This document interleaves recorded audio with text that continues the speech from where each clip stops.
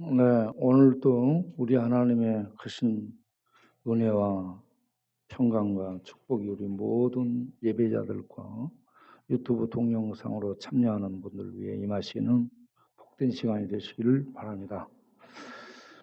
우리는 우리가 누군가 하는 정체성이 너무너무 중요한 출발점이 된다라고 생각합니다. 내가 누군가 하는 것을 알고 살아가는 거, 내가 누군가를 모르고 살아가는 것과 너무나 결과가 다르게 나타난다고 봅니다. 우리 노숙자, 중독자, 전과자들을 만나서 얘기를 해보면 내가 누군지를 모릅니다. 누군지를 모르기 때문에 지향해야 되는 목표, 또 자라야 될 수준, 이루어야 될 목적, 의미, 이런 것들이 없습니다. 그저 본능대로 먹고 본능대로 행하고 습관대로 살다가 그렇게 이제 죽음을 향해 가는 거죠. 그래서 우리가 내가 누군가 하는 것을 아는 그게 너무 중요하다고 봅니다. 요한복음 1장 12절을 보면 영접하는 자는 하나님의 자녀가 된다라는 하나님의 대선언이 있습니다. 누구든지 예수를 영접하면 하나님의 자녀가 된다. 그러면 하나님을 아버지라 부르죠. 그러면 내가 누구냐 하는 신분, 나의 누구냐 하는 정체성이 하나님의 아들이구나. 하나님의 자식이구나. 그러면 내가 누구 말을 들어야 되나? 이 분명한 기준이 서지죠. 하나님의 말씀을 듣고 살아가야 되겠구나. 그리고 내가 가야 될 곳은 어딘가? 하나님의 나라구나. 이 땅에서 끝나는 것이 아니고 하나님의 나라에 가는구나. 그렇다면 내가 하나님 나라에 가기까지 이 땅에서 하나님의 자녀라는 신분, 자녀라는 정체성을 가지고 살아가면서 어떤 일들을 하고 우리 하나님의 영광을 위해서 무엇을 해드려야 될까? 이런 것들이 가닥이 잡히죠. 이런 개념들이 정리가 안 되면 계속 방랑하고 계속 방황하고 주변을 도는 주변인, 맴도는 방랑자로 광야를 떠도는 자로 살게 됩니다. 그래서 우리는 예수를 그리스도로 영접하여 하나님의 자녀가 되고 하나님의 자녀된 다음 성령이 내 안에 거하며 하나님의 자녀라는 것을 확인시켜주는 이러한 확인과 또 인도함 속에서 하나님의 영광으로 그 세계를 향해 나아가는 영적 눈을 뜬 자들로 우리 모두가 살아가는 새해가 되기를 바랍니다. 네. 이 이스라엘 백성들도 내가 누군지를 모릅니다.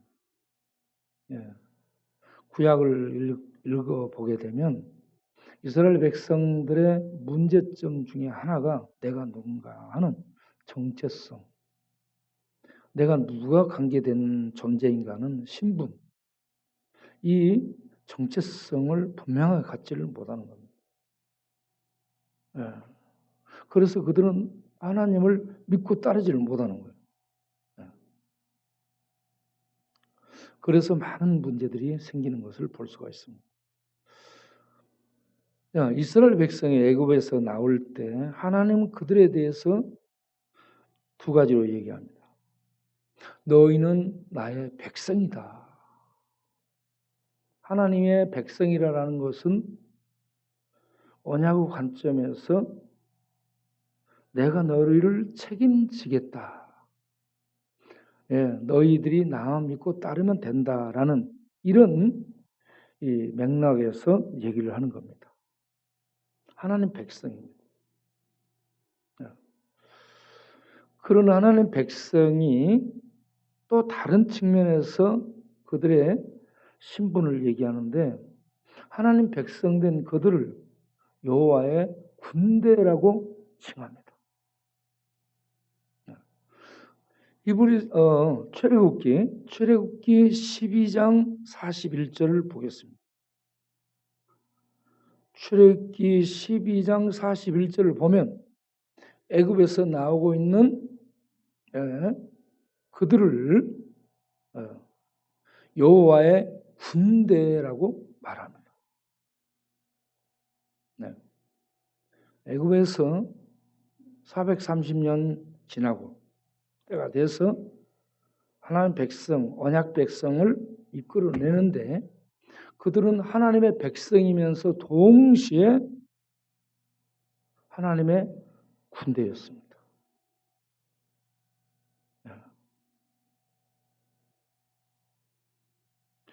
애굽에서 나오는 하나님의 백성, 하나님의 군대가 시내산에서 공개적으로 온 세상에 선포되는 언약식을 치릅니다.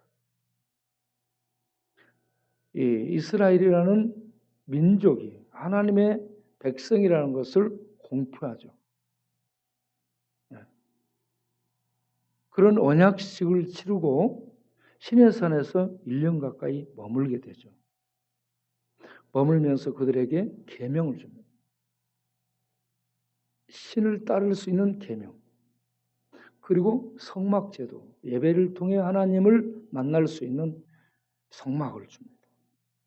그리고 백성들이 삶 속에 살아야 될 민법, 형법, 상법, 이러한 일반적 법도를 주죠.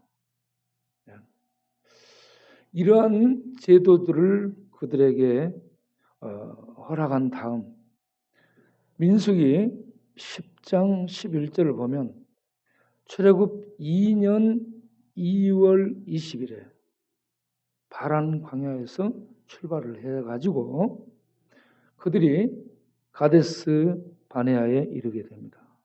가데스에서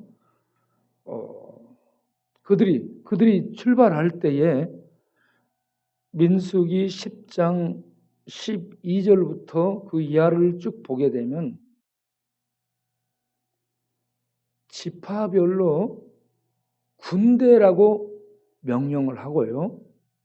군기를 들고 진영이라고 얘기하는 이런 진영을 이룬 채 세 개의 지파가 한 진영을 이루어서 출발을 하는 것을 보게 됩니다. 세 개 지파, 세 개 지파, 세 개 지파, 세 개 지파 해서 네 군단이 이렇게 나아가는데 싸울 수 있는 군대의 숫자가 60만 명입니다. 이들은 하나님의 백성인데 총칭이 백성인데 여호와의 전투를 수행하는 군대로 군기를 듭니다. 군기를 들고 대장이 선출돼요. 진영에 대장이 선출되고 싸울 수 있는 장정들, 군사가 그 군기 뒤에 도열을 해서 나아가는 이러한 전투 군대로 나아갑니다.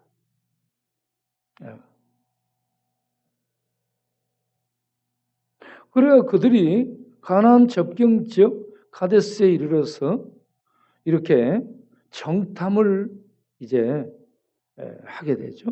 그런데 모세는 뭐라고 얘기하냐면 신명기 1장을 가서 보게 되면 모세가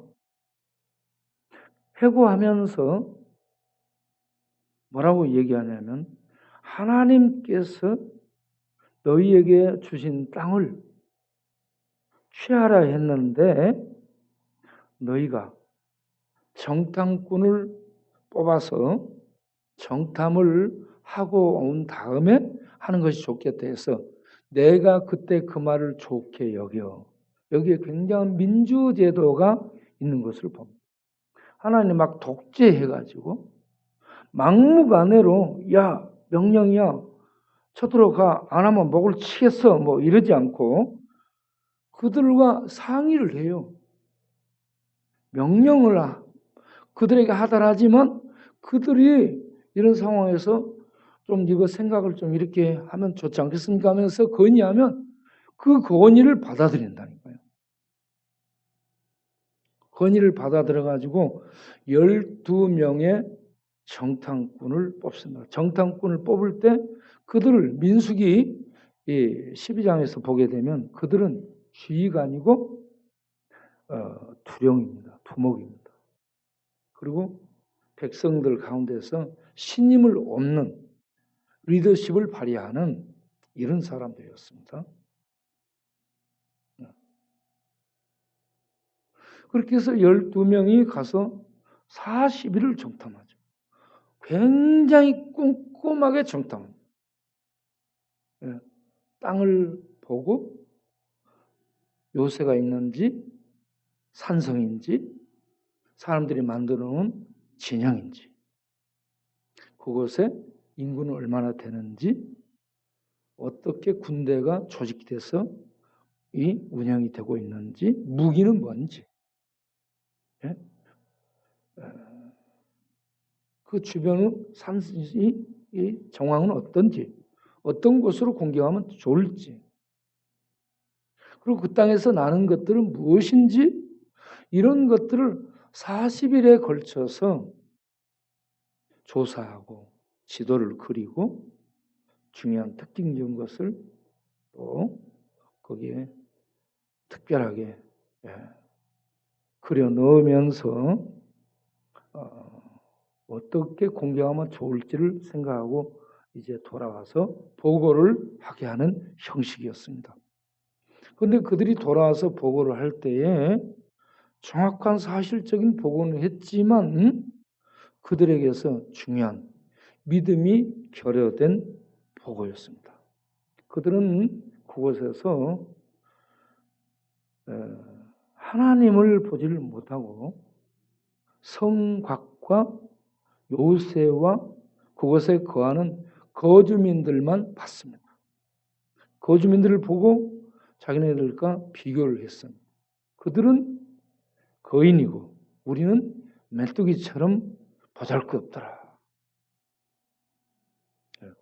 신명기 1장을 보게 되면 모세가 그걸 반추하면서 얘기를 하는데 너희의 보고가 그들의 성곽은 하늘에 닿았더라. 하늘에 닿았다고 보고합니다. 그 정도로 성곽이 높아서 공격할 수 없다라는 얘기입니다. 그리고 그들의 이 산성은 요새화되어 있더라. 공략하기 너무나 어려운 그러한 곳이고 거기에 대부분 안악자손들이 있더라. 그래서 이제 죽었다. 이렇게 보고를 했습니다.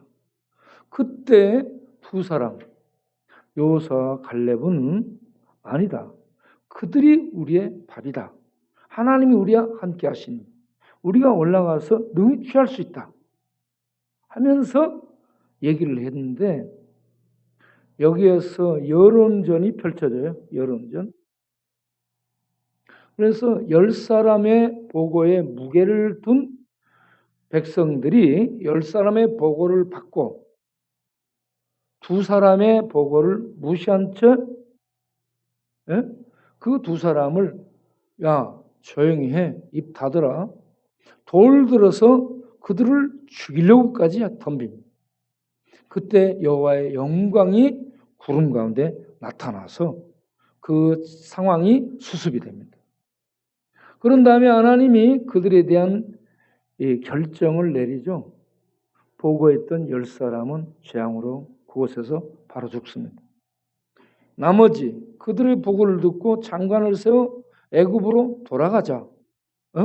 싸움을 포기하고 돌아가자라고 한 군대. 그들은 광야에서 40년을 채우고 죽으리라고 얘기합니다. 그리고 민수기 14장 24절에 내 종 여호수아 갈렙 내 종 갈렙은 나를 온전히 따랐으므로 그 땅을 차지하리라.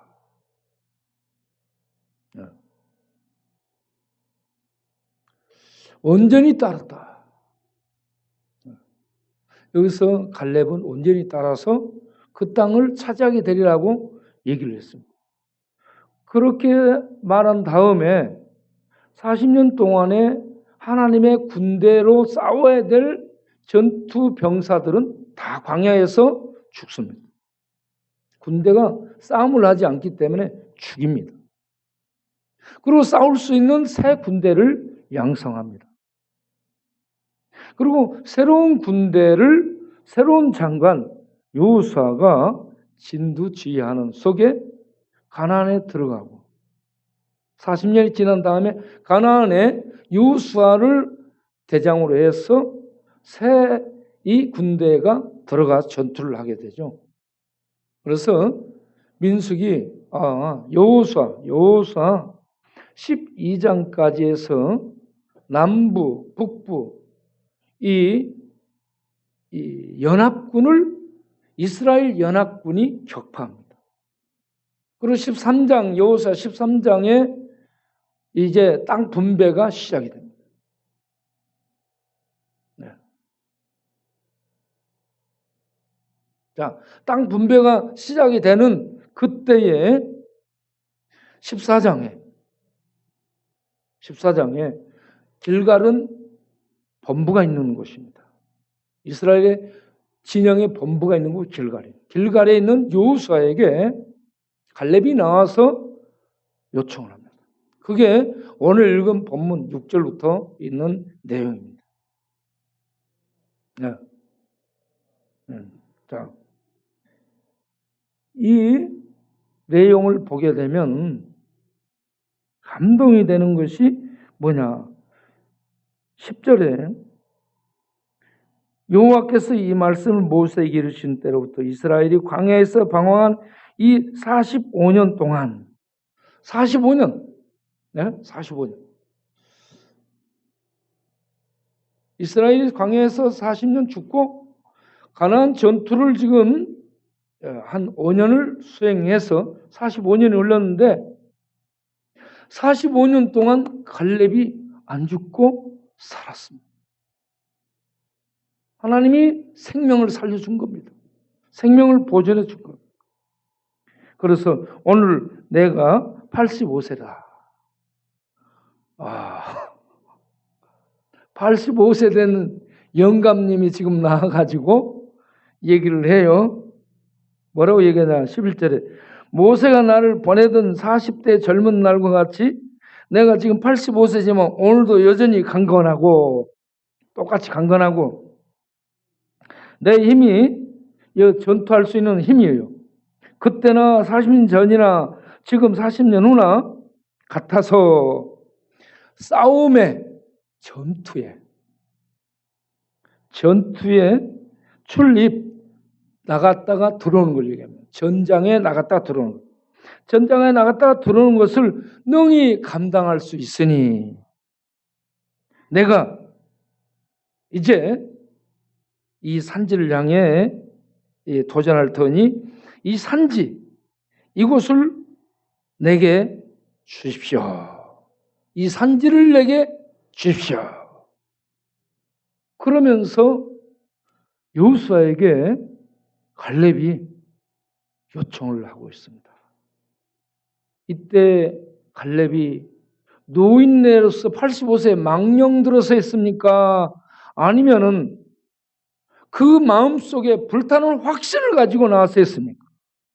갈렙의 마음속에는요 45년 동안에 눈으로 전부 본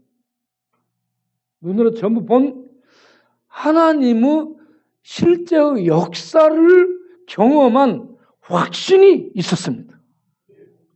확신이 있었어요. 모세에게 해줬던 네가 그 땅을 차지해라. 이 말씀이 갈렙의 마음속에 계속 살아서 역사하고 있었는 줄로 믿습니다. 예? 그렇기 때문에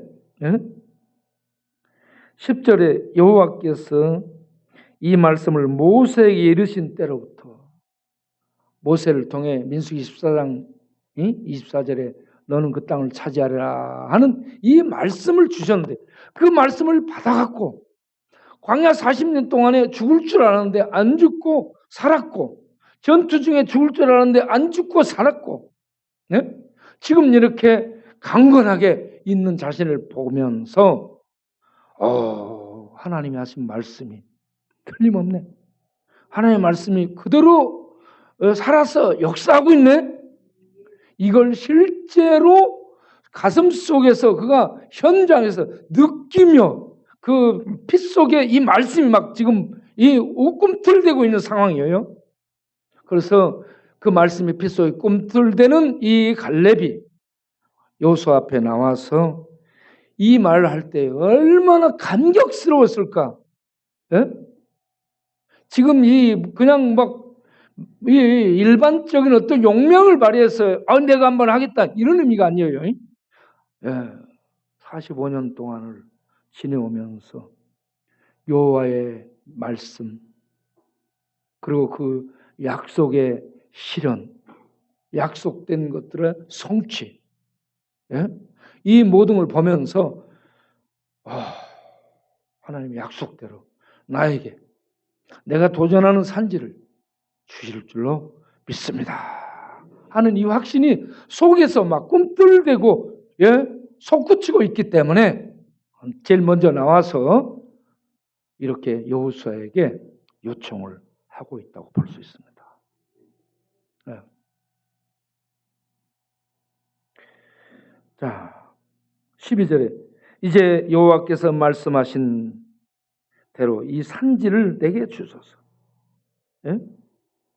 어떤 산지를 도전하는가? 어떤 산지를 도전하는가 하면은 헤브론 산지에 대한 도전입니다.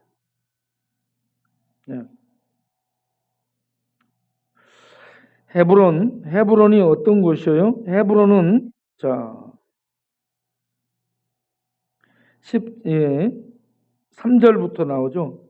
여호수아가 여분의 아들 갈렙을 위하여 축복하고 헤브론을 그에게 주어 기업을 삼게 하매 헤브론이 그니스 사람 여분의 아들 갈렙의 기업이 되었다. 헤브론이라는 이 명칭은 연합, 동맹이라는 군대적인 용어를 갖고 있는 산지입니다. 헤브론이 제일 높은 지대에 있는 곳이에요. 그리고 그곳에는 누가 있냐? 그러면 헤브론의 옛 이름에 대한 설명이 나오죠. 15절에 헤브론의 옛 이름은 기랏 아르바, 사람 이름으로 불렀습니다. 헤브론의 본 이름이 기랏 아르바예요. 기랏 아르바인데 이 아르바에 대한 설명이 나오죠. 아르바는 아낙 사람 가운데서 제일 컸더라라고 얘기합니다. 헤브론이 아낙 사람 아비 기랏 아르바가 장악해서 통치를 하고 있던 그런 곳이고 거기에 연합해 있는 아들들이 있습니다. 그게 15장 여호수아 15장 13절부터 보면 여호수아 15장 13절부터 보면 여호와께서 여호수아에게 명령하신 대로 여호수아가 기랏 아르바 곧 헤브론을 기랏 아르바는 헤브론을 불러 유다 자손 중에서 분깃으로 여분네 아들 갈렙에게 주었으니 아르바는 아낙 아버지였더라. 아낙 자손의 제일 진 그 족속들 중에 아버지가 아르바예요. 갈렙이 거기서 아낙의 소생 그 세 아들 아낙 기랏 아르바의 세 아들 셋세 아이만 달메를 쫓아내었더라. 자, 여기 세 사람 셋세 아이만 달메라고 나와 있죠. 이 셋세 아이만 달메가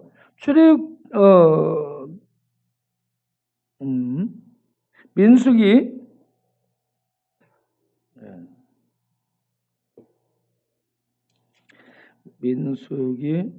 13장 22절을 보세요. 민수기 13장 22절을 보면 네겝으로 올라가서 헤브론에 이르렀으니 헤브론은 애굽 소환보다 7년 먼저 세워진 곳이고 가장 역사적인 곳이라고 말할 수 있죠. 그곳에 아낙 자손 셋세 아이만 달메가 있더라. 똑같은 기랏 아르바의 자식들 세 사람의 두목들 통치자들입니다. 기랏 아르바는 왕이죠. 거기에 연합한 아들들이 동맹하고요 이렇게 통치하고 있는 그런 강력한 진영을 형성하고 있는 곳이 헤브론이죠. 그러니까 이들을 보고 12 정탐꾼이 기겁을 하고 놀라고 죽었다 돌아가자. 이들은 큰 무기예요.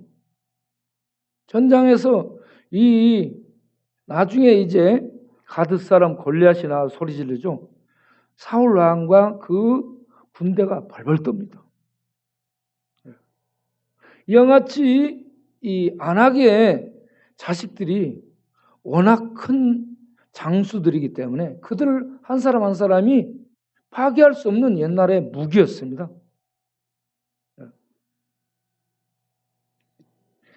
이때 봤던 이 사람을 이 사람들이 통치하고 있는 헤브론 그곳을 향해서 갈렙이 도전장을 내죠. 85세. 가장 힘든 곳입니다. 가장 어려운 곳입니다. 가장 정복하기 전투를 벌이기가 힘든 곳이 헤브론. 가장 높은 곳이고 그곳에 거인 족속들의 대장들이 있습니다. 유명한 사람들이에요. 여기 여러분 성경에 이름이 나왔다면 보통 사람이 아닙니다. 성경의 이름이 이 민수기에도 기록됐는데 여호수아에도 똑같이 그들이 반복 기록돼서 확인되고 있습니다. 그들이 얼마나 위대한 이 명성을 떨쳤던 사람들인가 알 수 있습니다. 그래서 그 얘기만 들어도 간담이 높고 그런 사람들인데 이 85세의 노인네 갈렙이 먼 배짱으로 그곳을 향해서 내가 도전하겠다. 이거요 말이 안 되죠. 말이 안 되는 도전장을 내밀고 있습니다. 그런데 거기에 대해서 축복해 주고 있는 사람이 여호수아입니다. 여호수아는 알아요. 여호수아 갈렙은 압니다. 하나님이 어떤 분이라는 것을 알기 때문에 여호수아가 축복해 줍니다. 자, 여기에서 중요한 단어 중에 하나가 여호수아가 얘기한 말입니다. 여호수아가 얘기한 게 여호수아 14장 7절에 성실한 마음으로 보고했다라는 말이 나옵니다. 45년 전 성실한 마음으로 보고했다. 이 성실한 마음은 믿음으로 보고한 것을 의미합니다. 상황을 보고하지 않았고 성실한 마음, 믿음으로 보고를 했습니다. 우리가 믿음으로 볼 수 있어야 될 줄 압니다. 그 다음에 군대 용어를 씁니다. 8절 그리고 9절에 여호와께 충성하였으므로 여호와께 충성하였으므로 9절에 여호와께 충성하였은즉 모세가 그렇죠. 8절은 내가 여호와께 충성하였고 9절은 모세가 네가 여호와께 충성하였은즉 14절 이는 그가 이스라엘 하나님 여호와를 온전히 쫓았다. 성경 기자가 기록한 평가입니다. 그래서 14장 8절에는 갈렙이 내가 여호와께 충성했다. 모세가 평을 내요. 너는 여호와께 충성한 군인이다. 성경 기자가 14절에 여호와를 온전히 쫓았다. 여기서 온전히 충성이라는 말은 다 같이 말레라는 단어입니다. 말레인데 할래 말래. 할래 말래 이렇게 기억합니다. 말레. 말레라는 단어가 충성 내지 온전히로 번역되는데 이게 뭐냐? 공간적으로 양동이에 물을 가득 채웠다 이것이고, 시간적으로 아이가 뱃속에서 10달을 채웠다. 시간적으로 내용적으로 온전히 채웠어요. 양적으로도 온전히 채웠어요. 이 온전히 따랐다. 이걸 충성이라고 얘기합니다. 군인이, 믿음의 군인이 하나님의 명령을 온전히 공간적으로, 시간적으로 마음이 나뉘지 않고 그 명령 앞에 온전히 순종하고 따랐다는 얘기입니다. 이걸 본인이 얘기해요. 모세가 얘기하고 성경 기자가 얘기를 하고 있습니다. 이거 굉장히 중요합니다. 믿음으로 사는 자는 하늘 위로 받겠네. 믿음으로 사는 자는 하나님의 축복을 받으리. 할렐루야. 그래서 믿음으로 다른 사람은 믿음이 없어서 돌아가자라고 해서 돌아가는 그들 뒤로 전투에 딱 임해서 공격 앞으로 했는데 총을 들고 뒤로 도망간다. 그러면 어떻게 해요? 그거는 끝나는 거예요. 싸움을 하러 앞으로 나가야 돼. 그런데 이스라엘의 60만 대군은 싸움 앞으로 하니까 얘들은 전부 돌아간 거예요. 그래서 광야에서 다 죽은 거예요. 군인이 죽은 거예요. 군인이. 전투하지 않는 군인이 다 죽었어요. 그런데 그때 우리는 능히 할 수 있다라고 튀어나오는 두 사람, 여호수아와 갈렙입니다. 그리고 그 광야 40년을 지나서 정복전쟁은 전투 수행입니다. 여호와의 전투를 수행하는 거예요. 믿음으로 그의 명령을 수종드는 전투 수행입니다. 그러면 이스라엘 백성들은 무기가 없어요. 군대가 오합지졸이에요. 자, 그런데 저쪽은 군대화되어 있고 요새화되어 있고 훈련되어 있습니다. 이스라엘 백성은 맨 예배 드리고 제사 드리는 것만 훈련했습니다. 그러한 사람들과 전투, 산지족, 아모리족 속 이 산지족들의 전투 수행 능력 게임이 안 되는 거죠. 그런데 모세를 통해서 이 헤스본 왕 시온과 바산 왕 옥, 이 두 왕, 아모리족 속의 대표적인 강력한 왕들인데 이 왕들을 모세를 통해 쳐 죽이죠. 이와 같이 하나님과 함께하는 군대가 믿음으로 나가면 하나님이 싸워주기 때문에 이기는 겁니다. 자, 출애굽기 14장 14절을 보겠습니다. 이스라엘 백성이 애굽에서 나와서 군대가 나와서 이제 앞에는 홍해, 뒤에는 바로 군대. 이때 이들이 처음으로 막 두려워 떱니다. 어떻게 할 줄 모르고. 그때 모세가 이스라엘 향해 하는 말씀이 일사일사예요. 읽어보겠습니다. 여호와께서 너희를 위하여 싸우시리니. 할렐루야. 이스라엘은 믿음으로 순종만 하고 나가면 돼요. 하나님이 싸우는 겁니다. 하나님하고 싸워서 이길 사람이 있어요? 없어요? 하나님하고는 어느 누구 게임이 안 돼. 하나님이 싸워줍니다. 여호와의 군대 장관 하나님이 싸워주시는 거예요. 이걸 돌아보면서 신명기 1장을 가서 보게 되겠습니다. 신명기 1장. 신명기 1장을 보면 1장 30절에 모세가 얘기 다시 돌이켜서 합니다. 내가 너희에게 말하기를 그들을 무서워하지 말라, 두려워하지 말라. 왜 그러는가?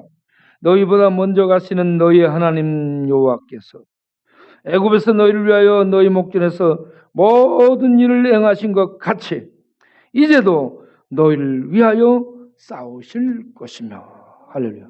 그때도 싸웠는데 계속 싸우시는 분이라는 얘기입니다. 하나님이 군대 장관이 돼서 직접 진두에 서서 싸우십니다. 예?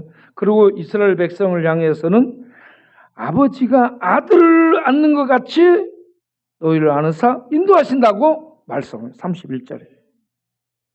그런데 이러한 하나님의 싸우심과 하나님의 인도하심을 32절에 너희가 이 여호와 하나님 여호와를 믿지 아니했다라고 모세가 평을 내려.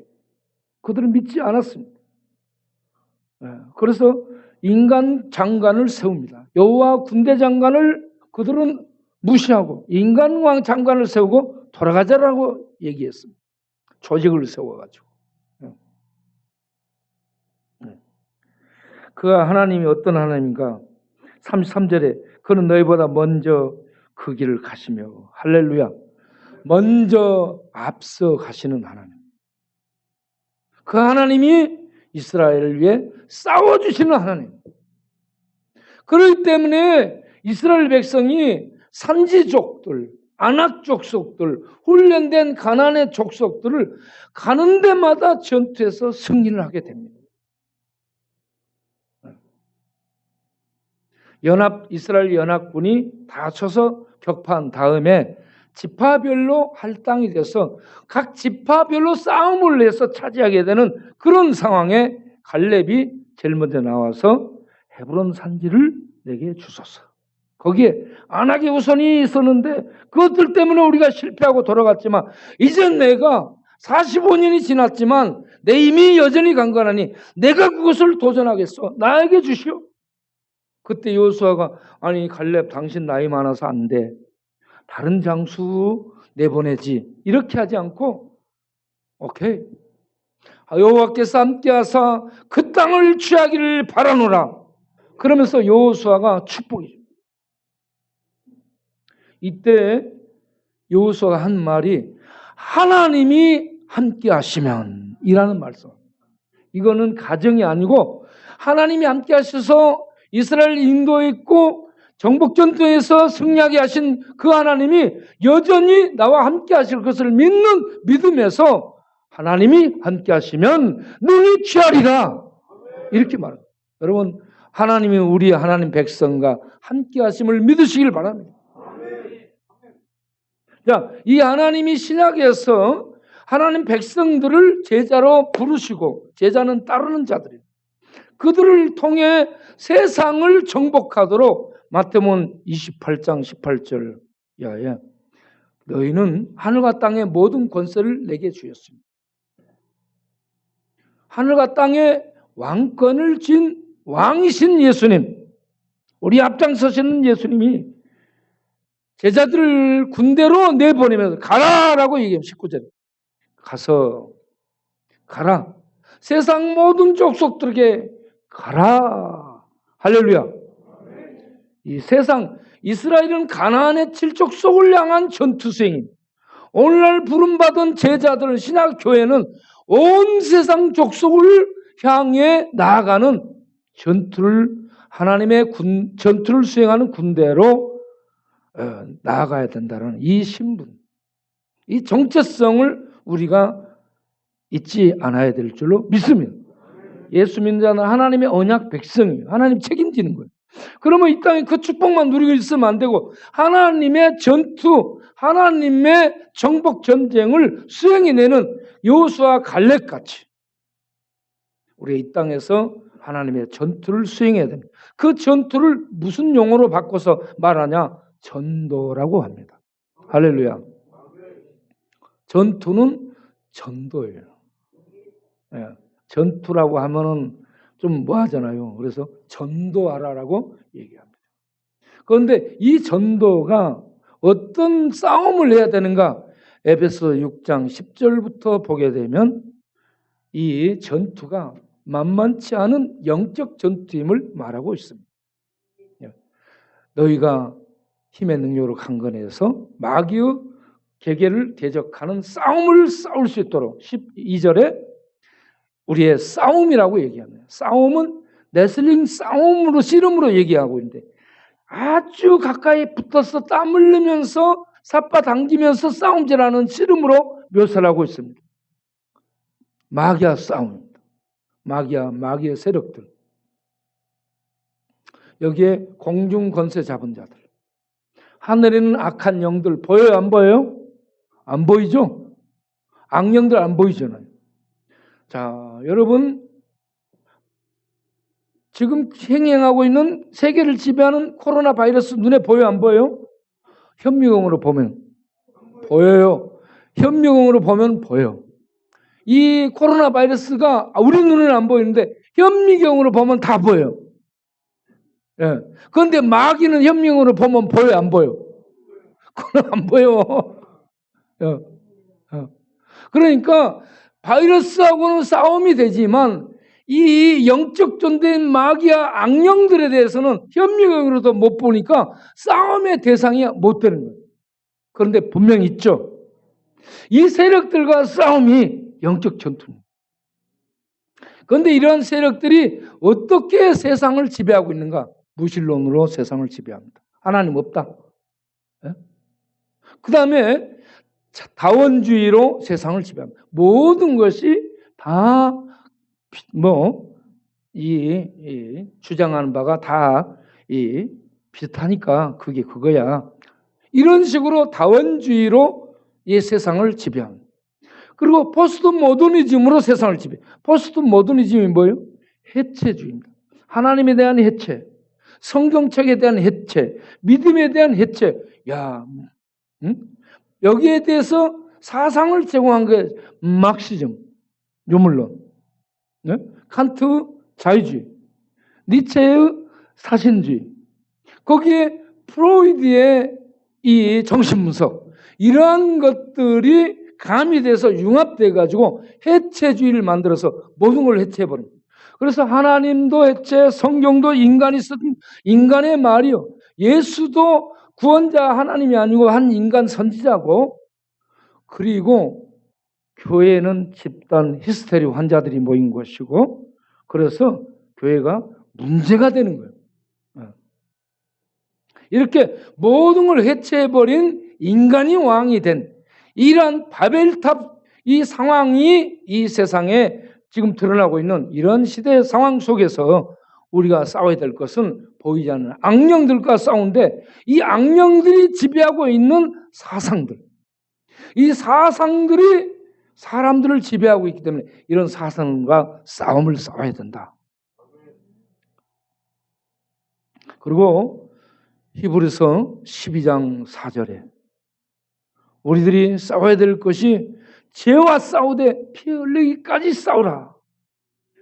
이 세상을 지배하는 세력이 악령이며 이런 사상들이며, 또 하나는 육체의 본성을 지배하고 있는 죄와 싸워야 된다라고 말합니다.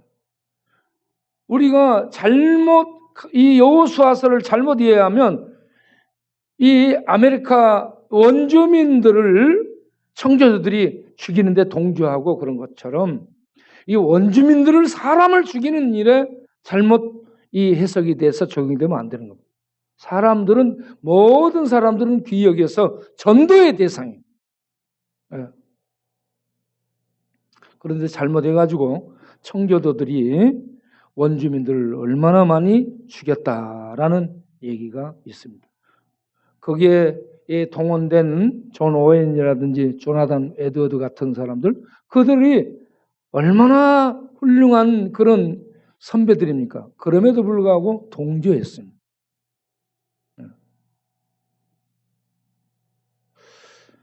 자, 우리는 이 시대를 향해서 이 산지를 갈렙이 내게 주소서. 갈렙은 개라는 의미예요. 개는 주인에게 충성합니다. 개는 주인의 충성이에요. 우리가 갈렙처럼 하나님의 백성인 자녀로 우리가 정체성을 갖고 있대, 갈렙처럼 하나님의 군대가 돼서 끝까지 충성하는 삶을 사는 이런 믿음의 사람들로 우리 남은 이 주어진 2022년 새해를 살아갈 수 있기를 바랍니다. 전투를 수행하는데 전투가 전도입니다. 영적 악령들과 싸움입니다. 사상들과 싸움이요. 타락한 문화, 오징어 게임이라든지 이런 여의 안방에 나나 이거 보지를 않았는데 이런 것들과 싸움이에요. 그 속에 분별을 하면 됩니다. 아, 지금 이 속에 이런 것을 깔아서 이렇게 교회를 공격하고 있고 이거는 이런 것들로 이렇게 걸러서 봐. 이 걸러서 볼 수 있는 안목을 갖고 있으면 무엇을 봐도 됩니다. 그러면 거기에서 아, 이거는 이런 것들이 반영된 건데 이거 안 되는데 이렇게 따라가면 안 되지. 우리는 이렇게 가야지. 이런 이 가치관이 설정되어 있고 기준이 잡혀 있으면 되는 겁니다. 그러면 어떤 상황 속에서 하나님의 전투를 수행해낼 수 있는 하나님의 군대로 살 수 있습니다.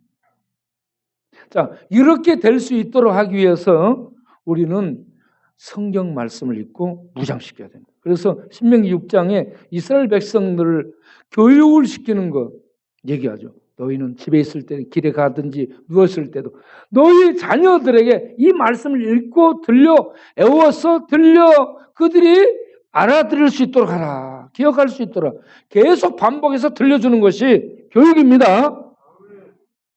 그래서 늘 이 말씀을 기억하고 들려주라. 쉐마 이스라엘아, 너희 하나님 여호와는 오직 하나인 여호와시니 너희는 마음을 다하고 뜻을 다하고 정성을 다해 그 하나님을 사랑하라. 그리고 너희는 너희 자녀들에게 이 말씀을 가르치라. 여러분, 어려서부터 이 말씀을 가르치는 것 굉장히 중요합니다.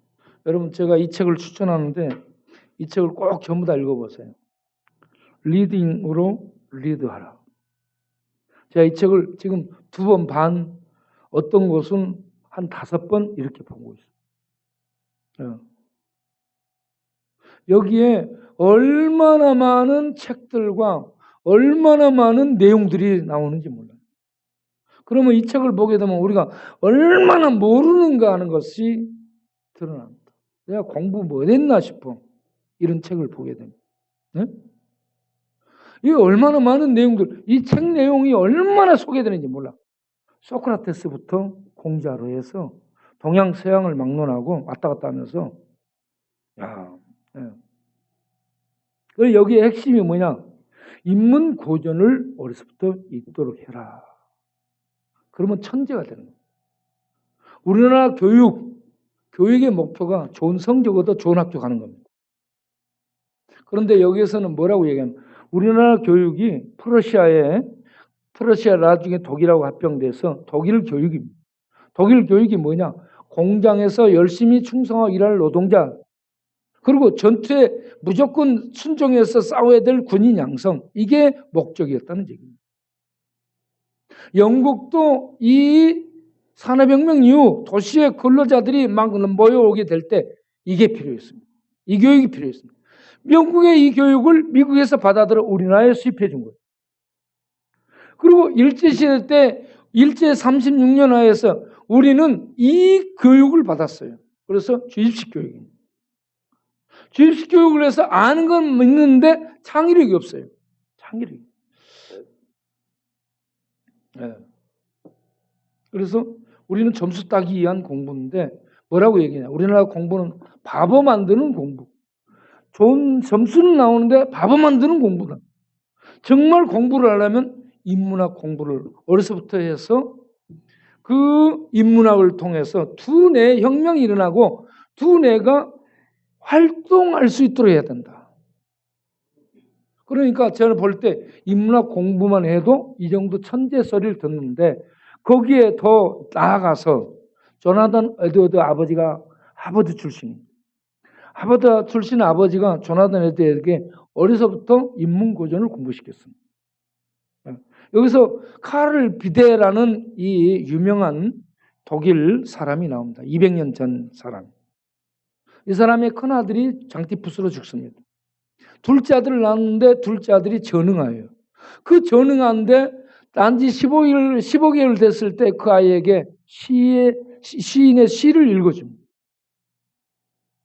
그러면서 인문고전 공부를 시켰는데 그 전응아가 12살에 대학을 들어가고 그리고 16살까지 철학 박사 이 법학 박사를 받고 16살에 그 카를 비데 주니어, 그 아들 주니어인데, 주니어가 16살에 학위, 박사학위 2개를 가지고 대학 교수로 임용돼서 83세까지 대학에서 가르쳤더라.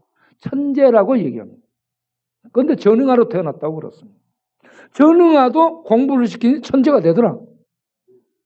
어려서부터 인문고정 공부를 시켰는데 왜 그러냐? 학교 공부를 보니까 주입식 공부예요, 이게. 그래서 이전에 있던 이 사람들은 어떻게 공부했나? 그거 인문고전 공부를 자기가 하면서 자녀에게 그 공부를 시켰더니, 다른 교육 시켰더니 그 아들이 나중에 이렇게 천재가 됐다는 거예요. 두뇌 혁명이 일어나야 된다는 거예요. 그러면 인문고전, 인문철학, 인문문학 이런 공부만 해도 그렇게 되는데 거기에 성경 하나님의 말씀을 읽고 말씀이 우리 뇌 속에 들어오고 피 속에 들어오고 사상 속에 들어와서 말씀이 서지고 말씀이 우리를 인도하는 이런 삶을 살게 된다면 예수는 하나님의 지혜요. 예수는 하나님의 능력이라 했잖아요. 지능. 모든 인공지능, 이 인문지능을 뛰어넘는 하늘의 지능, 좋을 땐 하늘의 지능을 가지고 이 세상을 보면서 살아가는 하나님의 용사들이 될 수 있으라고 봅니다. 우리는 이제라도 이 책을 좀 보고요. 이런 책들을 보고 내가 이 지성이라는 이 양반 보면서 정말 감탄을 많이 받습니다. 네, 놀래요. 그런데 우리가 이 성경을 보게 되면 성경 말씀들이 우리 안에 들어와서 말씀이 우리를 다시 세우게 되면 이 하늘의 놀라운 능력들을 발휘하는 이 시대의 빛들이, 이 시대의 용사들이, 이 시대의 전투를 수행하는 요호수아 갈렙이 될 수 있을 줄로 믿습니다. 이 세상 산지 사람들이 다 무너지는 거인 골리앗 안악 사상들, 무신론, 다원주의, 해체주의 이 모든 사상들을 향해 도전장을 내는 여호수아 갈렙 같은 이 시대의 하나님의 믿음의 용사들이 다 될 수 있기를 바랍니다. 기도하겠습니다.